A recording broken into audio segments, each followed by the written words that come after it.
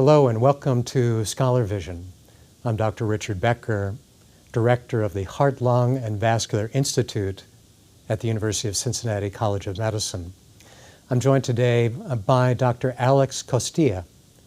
Dr. Costeau is a professor of clinical medicine at the University of Cincinnati College of Medicine and the director of the electrophysiology laboratory at the University of Cincinnati Medical Center. Dr. Costeau, welcome to Scholarvision. Thank you, Dr. Becker, for this opportunity to discuss certain EP topics in the Scholarvision emission. It is a pleasure to welcome Dr. Brugada at University of Cincinnati. It's a pleasure and an honor, and we're very happy to have him here. We had the chance of interacting with the fellows, and there will be more presentations to come. And so once again, thank you very much for coming. Thank you, it's a pleasure. I would like to ask you a couple of questions. You're currently the director of the pediatric electrophysiology section in Barcelona. You have been the director of the cardiology hospital in Barcelona as well. You're doing a lot of cases. At the same time, you described the very well-known Brugada syndrome. So you have a bilateral exposure to clinical electrophysiology as well as basic science and basic electrophysiology. Mm-hmm. At this point, where do you think electrophysiology is going? Well, electrophysiology has been probably the most successful subspecialty in cardiology and probably in medicine over the last 20 years. We have come from a very descriptive specialty where we were very smart and very wise, and we were describing everything and publishing a lot, but curing nothing. And then suddenly we got the explosion of the ICDs in one side, but on the same side of ablation. And this created, a therapeutical approach to arrhythmias that we never had before. So we start curing people. We start having a lot of clinical information and clinical research that was done because of this therapeutical approach. And basic science move towards the physiopathology of channels and of mechanism of arrhythmias towards genetics and how genetics participates in all our diseases. And then when the, let's say, classical electrophysiology cured almost every single arrhythmia that we had, then we rediscover atrial fibrillation, and we realized that atrial fibrillation was there and that we could do things also on atrial fibrillation, and now we are on the era of atrial fibrillation. And the majority of procedures that are done in any single center around the world are basically related to atrial fibrillation. So we have been changing because we have been able first to understand, to describe, and to cure different arrhythmias and different substrates, and now we move to atrial fibrillation. Now, where are we going in terms of clinical? I think that we have, as I say, very successful in different steps of our approach to arrhythmias, and probably the big step that now we have to go is the persistent atrial fibrillation. So paroxysmal atrial fibrillation probably again has been cured, or basically cured with the actual approach, but we are still lacking something that is reliable, effective, and sure in patients with persistent and permanent atrial fibrillation, which we still do not have. And this would be probably, from the clinical point of view, the big challenge of the next years. And of course, the challenges have been supported by a lot of investment from industry who have got the chance that because these are patients that can be cured, and these are a lot of patients in the field with this type of arrhythmias, the industry has been very well motivated to develop new tools, new techniques to treat all these patients. And I think that this will continue because there are millions of patients with persistent and permanent atrial fibrillation, and they are there, And of course, if we can offer something curative to them, this is something that probably will help them, and the industry also, and the researchers will work for this to happen. What do you think about the new trend of trying to link the brain and the autonomic functions to the arrhythmia? As I know, there's a big impact on atrial fibrillation, on ventricular tachycardia, and also specifically in sudden cardiac death, Sure. which is your expertise, of course. Sure, I think that this is again a new field that it's opened. It has been always there. We have always suspected that the sympathetic and parasympathetic system has had a lot to do with sudden death. When you look at the timing of the sudden death in the patients, when you look at how it is influenced the different channels. I always explain that the sodium channels kill you at night and the potassium channels kill you in the day. So it has to be something related with our autonomic system. And of course now that we are learning about the renin-angiotensin system and how to modify it with the renal denervation, etc., and how this might help, or vagal stimulation for heart failure, for hypertension. And so I think it's opening a fascinating field that, again, we'll have to be very careful to properly identify the right patient for the right technique. We should not, we had an example, very recent example, with renal denervation for HTA, and then you see that if you want to apply it to everybody indiscriminately without looking at how to identify the proper patient, then it can be a disaster, and then you have no positive results, when I am absolutely convinced that there are subgroups of patients where renal denervation would work with resistant hypertension. But again, here we have to resist the pushing of the industry, trying to, make things available to everybody immediately because this would be good to every single patient. This is not true. And we have to stop this. We have to do the research as we have always done, taking the subgroup of patients, looking at which patient benefits more, and then try to understand to whom we can apply it and to whom we should not apply it. Because if we want to just simply say this is good for everybody, then you kill the therapy, which is, I guess, a very good therapy for a subgroup of patients. And I'm sure that this applies also for sudden death, group of patients with sudden death. I'm sure that, for instance, patients with the polymorphic ventricular tachycardia catecholaminergic familial form, I'm sure the CPVT, I'm sure this is something that can be treated with renal denervation. But we have to identify the right patients and do it. And probably this is not big numbers for the industry, These are specific areas, specific subjects that can help us understanding the physiopathology and advancing in the knowledge. And fortunately, we are all the time discovering new things, It's like resynchronization therapy. 10 years ago it did not exist, and now resynchronization therapy is a very well-established therapy for patients with heart failure.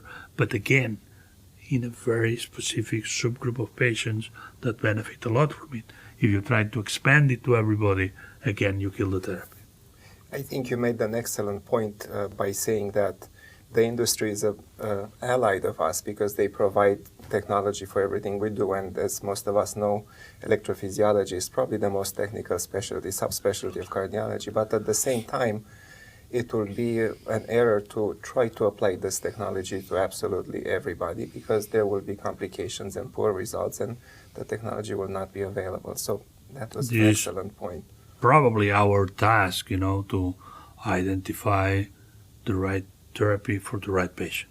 Right. And their task is to develop tools for us, and we have to work together, and we have to, of course, collaborate, and we have to bring them which are our questions and unmet needs, and they have to provide solutions to that. But at the same time, they have to realize that the solutions are never universal. Right. So these are specific solutions for specific problems. It's like always when somebody brings me a new catheter and I say, this is good for what? They say, no, this is good for flutter. I say, well, flutter is solved. Why should I change? If something is solved, if I can cure 100% of my patients, why should I try something different Absolutely. if I do it safely and effectively? So please do not develop tools for something that is already solved. Develop tools for my needs, which may be the persistent atrial fibrillation, which might be atrial for ventricular tachycardia, ventricular fibrillation, whatever. But ask me, where do I have needs, and then let's develop together the tools for that. But don't bring me tools for things that are already solved, and I don't have any problem. And this is very important. And I think the other aspect that is very important for us as a community of electrophysiologists and cardiologists is to trust centers like yours, where you have a lot of experience. When you do get a new tool, you're able to make a very appropriate assessment and accurate assessment before it's released to centers that may not be doing as many procedures. And from our conversation last night, I remember you mentioning doing ablations even on infants and babies that were maybe 3 pounds and they were premature. So certainly in your hands, new technology will have a much better assessment than in a hospital where not a lot of experience exists. Absolutely, because it's what I'm telling, that probably we should only have new technologies for the areas that we have problems still, right, and solve problems, and we need these tools to solve the problem. To that, of course, you have to go to very specialized centers. That's where the very complex cases are done, and say, well, where do you have still some needs that are uncovered, and then develop these tools and try these tools and see whether these new tools develop and work. But don't try to do tools for things that are already solved for everybody, So, speaking about the new technology, there's a lot of concern with the potential for stroke in atrial fibrillation. There are at least 3 or 4 new anticoagulation medications that have been available in the market. There are different closure devices for the left atrial appendage. What's your feeling about those? About the new drugs, my feeling is that they are extremely good drugs. I think they have proven that in a very homogeneous way for all of them, although, again, probably industry is making a mistake trying to fight one against the other in saying that my P is a little bit more than your, and when I think the unified message is that we have new drugs that are very effective and safer than the previous one. So, and I think this is the first message. Our patients are benefiting from these new drugs discoveries, which we were waiting for many years, and now they are there. It is true that, again, things have to be done very carefully, because you know that, of course, there are complications, there are hemorrhages, there are things that happen, and you have to put them on the perspective of what does it mean for each one of the drugs, for each one of the patients, for each category of patients, to make sure that the information that is provided to the public is not biased, which is something that is happening now when we talk about the hemorrhagic complications of new of new anticoagulant drugs, but we're not talking about the hemorrhagic complications of the old ones, which are much higher, and of course nobody is reporting anymore because they are part of the clinical practice. So we have to be careful with that. Concerning the left atrial appendage closure devices, I'm a little bit skeptical, I have to tell to you, because I understand that this is something that can be extremely helpful in patients that might not be properly anticoagulated. How many of them are? How many patients really cannot take anticoagulation therapy because they are whatever, intolerant or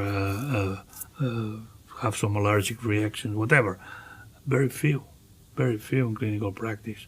Although now it looks like if everybody should be wearing a device in the left atrial appendage to close it. I think that everything has to be put in perspective, and if you can treat appropriately the patients with the new anticoagulant agents or even warfarin, and they are well controlled, you don't need to close the left atrial appendage. If you have a patient that certainly cannot be well controlled with that and has a stroke, this patient can receive one of these devices. I'm not against it, but again, I'm against saying that everybody should wear a device now, which is completely out of mind for me, And again, it's a pressure that we should stop and we should put on the appropriate measure of patients that will benefit from something which is very good, will be very good for them, but for them, not for everybody as a large, and trying to, everybody can implant this, everybody can do that. No. This is an invasive procedure. This is a not easy procedure. This is a procedure that can have very important complications, and it has to be done in very experienced hands. And if we keep it like that, we will do it very well. If we, again, suffer the pressure to say everybody has to implant this, everybody has to do this, then we'll have a disaster in many patients, which we should try to avoid, of course. Okay. One last question. Going back to the sudden cardiac death syndrome and Brugada syndrome and the other channelopathies that have been described, high-risk patients at this point require an ICD. You, dealing with children, know probably better than anyone implanting a defibrillator in such a young and small patient is always a problem. Do you foresee in the future a way to prevent sudden cardiac death in certain patients with other technologies or approaches besides implanting an ICD? Yep. First of all, I'm extremely cautious not to implant patients, small patients, with an ICD unless it's absolutely necessary. So the rate of implanting children for me is very low, because despite the fact that the first patients were children, then we have seen that there are very few children at risk during the childhood, and the risk comes a little bit later in life. So I think we have some time to wait in the majority of patients, and we should not precipitate to implant ICDs, which we might be very complex and complicate a lot the life of the child for the future. So I'm very cautious not to implant if I'm not absolutely 100% sure that this patient needs it badly, this device. Now, are we going to develop in the future therapies that might be different? I think yes. I think that we are on the way. We have seen some reports on using ablation of the right ventricular outflow tract as a preventive measure for patients with electrical storms, and it works. We have done, and this is not yet published, together with Carlo Papone in Milano, we have done a series of 14 patients so far, all of them with an ICD implanted, but to whom we have performed ablation of the substrate in the right ventricular epicardium, and we have been very successful in all of them in a very homogeneous way to eliminate the phenotype of the Brugada syndrome. So the patients do not have any more a normal ECG, the patients do not have a positive Flecainite test after the ablation, and the patients become non-inducible, all of them. So probably we are eliminating all the marks that we are using to implant the patient, that he has an abnormal ECG, that he has some symptoms, but this we are not changing so far, and that he's inducible. And if you eliminate all that, probably in asymptomatic patients, we do not have too many arguments to keep thinking that he requires an ICD. But this is, of course, something that we'll have to see in a more large study, perspective, and with long-term follow-up. But probably I foresee that in the future, all these patients that now are selected for ICD implantation will probably have an alternative, which will be elimination of the substrate by these techniques, and see whether this happens or not. But I'm quite optimistic myself, because I've seen the results in these 14 consecutive patients, which are astonishingly good results. Well, Professor Brugada, thank you very much for coming to Cincinnati. We hope to see you here again, and it's been a pleasure to have you around, and please continue to keep in touch with us. Thank you very much. It has been a pleasure for me. Thank you.